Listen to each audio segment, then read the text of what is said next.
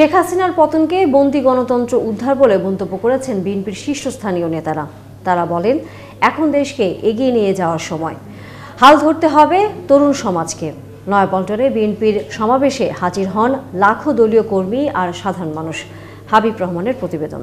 দেশ পুনর্গঠনে সবাইকে এগিয়ে আসার আহ্বান জানিয়ে ডক্টর মোহাম্মদ ইউনূস বলেছেন, সহিংসতা আমাদের সকলেরই শত্রু।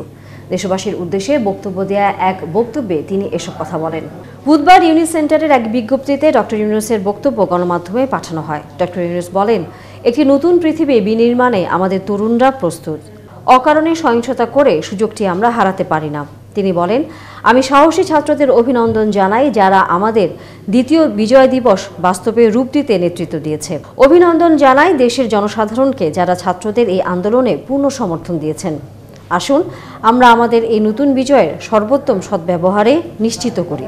কোনো ভুলের কারণে এই বিজয় যেন হাতছাড়া না হয়ে যায় সে বিষয়ে সতর্ক করে সকলকে বর্তমান পরিস্থিতিতে শান্ত থেকে সহিংসা এবং স্থাবর ও অস্থাবর সম্পদ বিনষ্ট না করার আহ্বান জানান ডক্টর ইউনূস।